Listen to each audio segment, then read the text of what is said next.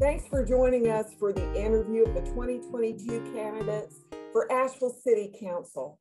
I'm Cramer, President and CEO of the Asheville Chamber, and I'm joined by one of our great public policy volunteers, Burnette of First Citizens Bank. This interview will be with candidate Nina Tovish. All interviews will be posted to the Chamber's website at ashevillechamber.org/2022 elections. Nina, thank you for joining us. My pleasure to be with you today. I'd like to jump right in with the first question. By 2040, our metropolitan statistical area is expected to have added almost 100,000 people. What do you think is the top priority for how the city should manage that growth? That's a big question. My experience in talking about growth, every single component of growth is interconnected. It's really hard to tease out one and call it the most important, because in order to have healthy growth, so many things have to work well together. We can start with the most popular top of mind topic, which is housing. Where are all those 100,000 people going to live? You said not specifically at the city of Asheville, but the Asheville region. Is that correct for 100,000? Yes. We're approaching that number already, aren't we? We're something like 80 plus. Oh, we will grow by 100,000 more people. An additional 100,000. Okay. 100,000 in the MSA. So how are we going to house all those folks? It's a huge challenge. We are constrained by topography, surrounded by mountains, a lot of hilly landscape. It's very hard to do standard urban development in this geography. We need to work with the flat level bits that we already have and find ways to increase density in a manner that's context sensitive and that is capable of having infrastructure developed along with that infill in order to support it. This is not a simple solution. There'll be huge burdens on existing transportation corridors, finding ways to make those more manageable and to extend them into areas that have yet to be developed, also a huge challenge. I think there's a limited amount of that larger scale development that City Council can directly control or influence, but it can certainly work with the Department of Transportation and other regional authorities, the city, the county commission, and obviously the state in order to make those decisions in a wise fashion. But until we find ways to build up and not just out, ways that are context sensitive to the neighborhoods and the architecture and the lived environment for residents who are already here. I'm hearing lots of concerns from current residents about the style and type of developments that are happening right now. And people are concerned that the character of our city is being reduced to kind of same urban 5/1 type construction, which doesn't respect what makes Asheville unique and quirky and different. So housing, transportation, and I think that public transportation can play a really important role in that. And what role do you see economic development playing in dealing with growth? My strong feeling is that while totally acknowledging the keystone role that tourism plays in our economy, we have to make diversifying our economic base a high priority. We have to find ways to nurture, incubate, support local entrepreneurship, small businesses, help them grow and thrive, particularly bringing the flavor and perspective that is unique to this city and this region.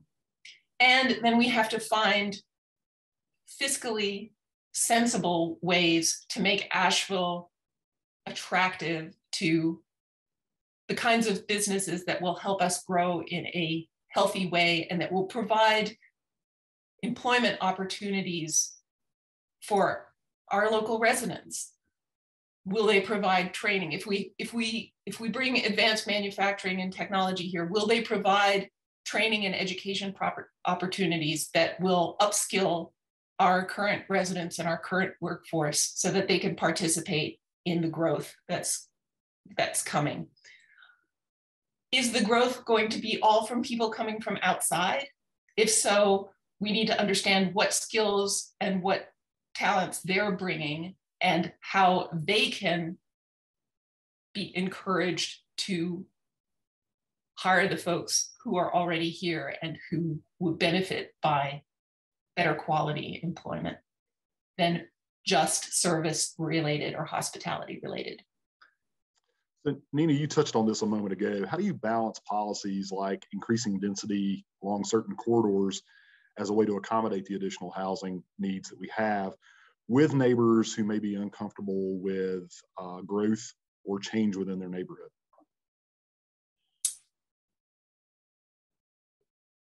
That's no small challenge. I think it starts with giving people an opportunity to participate in the decision-making process early on. I think one of the challenges I've seen with the way City Council has been doing work recently is that the public has not felt included in the process from an early stage. There's a perception, and I think in some cases it's entirely accurate, that City Council comes to public meetings, has a presentation from a developer or whomever, has public comment, and then there's an immediate vote. And there's never a sense from those who participate in the public comment that their public comment had any chance of affecting the outcome of that decision. So people are frustrated. They feel that the process is opaque and they don't feel that they've had a chance to participate early enough to actually have their voice be heard and taken into consideration. There was an example of that recently with the way the Memorial Stadium rehabilitation was handled. Could have been avoided and by actually listening to the community's voice early when it could have saved probably over $1 million in having to go back and undo some of the renovation work that was done in order to now finally listen to the community voice and give them the 6-lane track that they had requested early on. So I think it's not only more effective in getting to a good result, but it also will save money to involve people early in the process so that you don't have to go back and revisit decisions and undo work that's all money that's already been spent. So involve the community early in the process of development and making policy decisions of any kind, frankly. Involve them early, have a policy of transparency so that people can see how the process of decision-making has happened. One of the things that reduces people's trust in government decisions is if they can't see how the conclusions are arrived at, who was involved in the decision-making, what are the documents and the research that went into it, who was having conversations with whom.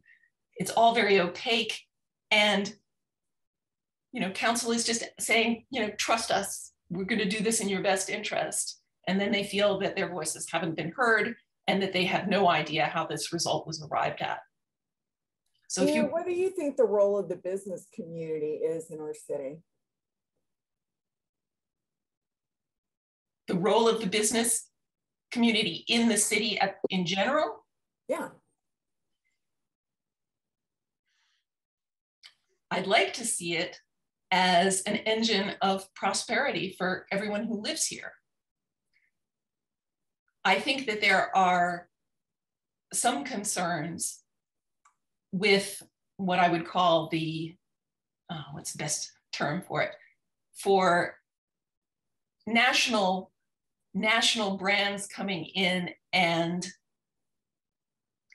samifying Asheville and also exporting their profits from the community. But the local business community is absolutely at the heart of a thriving Asheville, provides jobs, opportunities for growth.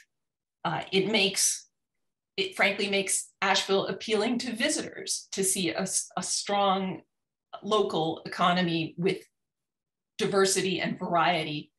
And it gives the young people who grow up in Asheville a reason to stay and contribute to the community and help it to grow and thrive. So I think the role of the business community in Asheville is to strengthen the fabric of our community across a whole spectrum of ways to participate and encourage residents. Okay. Nina, in general, where do you get information as to what's happening across our community? Some of it I get from my neighbors. Some of it I get from local not-for-profit organizations that have a stake in voicing the views of a whole spectrum of perspectives about what matters for Asheville. Some of it I get from our local news media, WBPR, WLOS, although not as much because I actually don't own a television, the Citizen Times, Mountain Express, and so forth. Okay.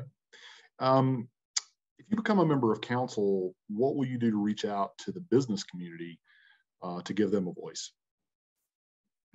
I'll do the same as I've promised to do for every advocacy group that wants to have a voice, wants to have an ear of council, which is I'll visit with you whenever you want.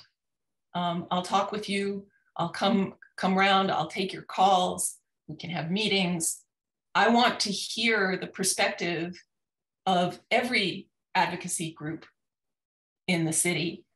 I will, however, do as I have pledged, which is I will keep the public informed about all of my interactions, whether it's a neighborhood association, whether it's a not-for-profit group, whether it's a developer.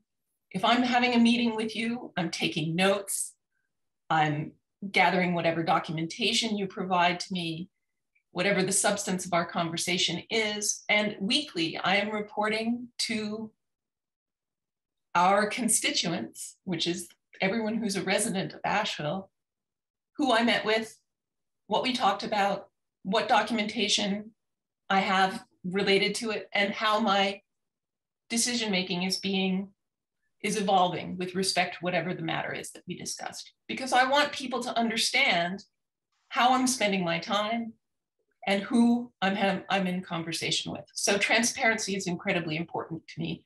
I think transparency is the way that the public holds public servants accountable. And I want to do the public's work in public.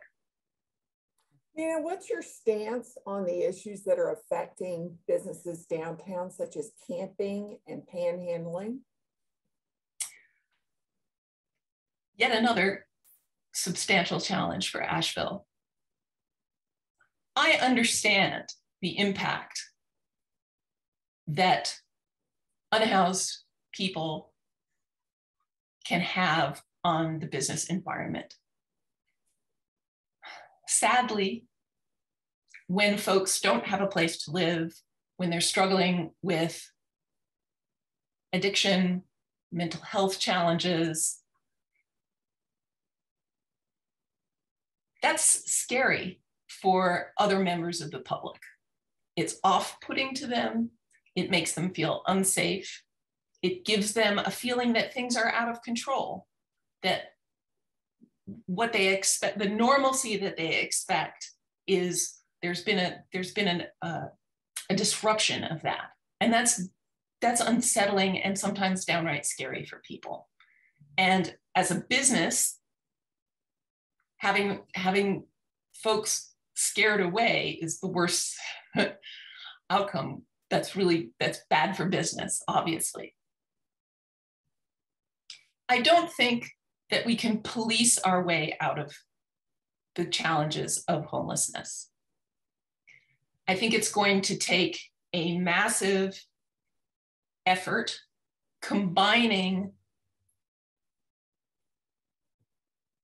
police involvement if absolutely necessary, but best in collaboration with social service providers. It's going to take, in my view, at least a pilot program of so-called sanctuary camping.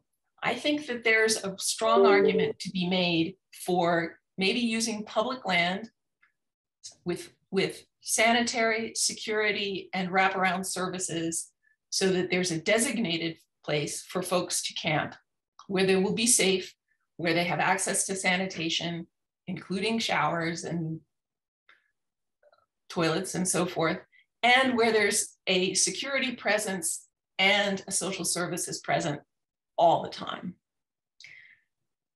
That will relieve some of the pressure, I think, on our downtown business environment.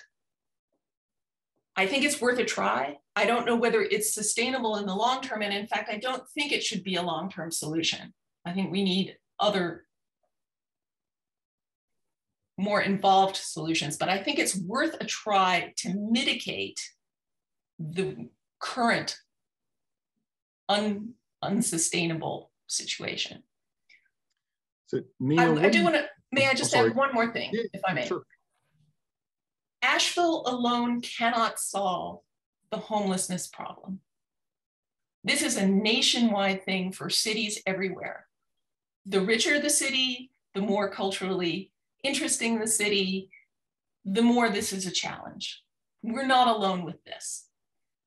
And I think that for long-term substantial solutions, we are going to need solutions at the state and the federal level. And they may include things like universal health care so that people have access to the medical and mental health care that they need, that they can't currently afford. And it may involve something like a universal basic income so that housing is less of a challenge for folks. You know, those are big systemic long-term things. They're not something that the city of Asheville can implement on its own. So anything that we do is going to be a mitigation, not a permanent solution. So Nina, what do you consider to be the council's role on maintaining public safety? Well, to the extent that Asheville directs through the city manager the police department, ultimately the buck stops with city council. So it is up to us to give directives to the city manager about how we want the police to conduct themselves, how we want them to recruit, and how we want them to interact with the public. The most recent version of the Bowen report says that we need more housing at every income level. How can City Council promote more construction of housing?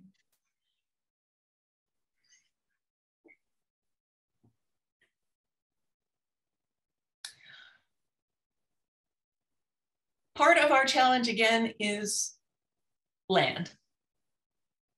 We can't create more land. So the more we build, the more valuable buildable land gets. We're currently in a crazy housing market where prices are accelerating in their rise. And the cost of building has also gone up tremendously. How much council can intervene in those factors is limited. But what we can do is partner both with organizations who want to help build property for folks who are not of means, but we can also find ways to partner constructively with developers who are building at a higher end. The challenge is to do it in the right place for a broad spectrum of potential purchasers. And I think the folks who are building at the high end need much less help from council than the folks who are trying to build workforce or deeply affordable housing. And I look at the recent vote by City Council to partner with the Haywood Street Congregation and Dogwood Trust to build deeply affordable, I believe it's 45 units of deeply affordable housing right adjacent to downtown, as a hopeful model for how we can partner with other organizations to make housing that serves not just those who can afford higher end construction, but for those who need truly affordable housing. So Nina, in 1 minute or less, what sets you apart as a candidate? Here's what sets me apart as a candidate. I do not come to this race putting myself forward as an expert in city government, or indeed in any particular aspect of city government. But I do come as a candidate who believes that process in government is vitally important. If we want to have a local government that's effective, it needs to be responsive, inclusive, transparent, and accountable. It needs to listen to what the residents want. It needs to include them in the decision-making process from the earliest part. It needs to be transparent so that people can trust the decision-making process. And then it needs to be accountable with people on council taking responsibility for the choices that they're making and explaining them to their constituents. That lens, and one other thing, every decision that I make in council will include looking through the lens of equity. I want to ensure, because folks who have been historically neglected or exploited or excluded have fewer resources to recover from bad decisions. That means every decision needs to be looked at to see, does it do any harm to the most vulnerable, or does it lift them up? If the decision turns out to have negative consequences, who will it hurt most? Because those folks are going to have the hardest time recovering from a bad choice. So I want to make sure that no one is left behind, because this is our city. This is everyone's city. It doesn't belong to any one interest group. It doesn't belong to any one community. Everyone needs to be able to participate in the process and to see that the process is inclusive and fair and lifts up those who have the least access to power. Well, Nina, thank you for being with us today. Thank you for spending time with us. As a reminder, you can find the interviews of other candidates at ashevillechamber.org/2022 elections. And please be sure to vote on Tuesday, May 17th in the primaries. So Nina, thank you for your challenging questions today. Thank you, Nina. Thanks.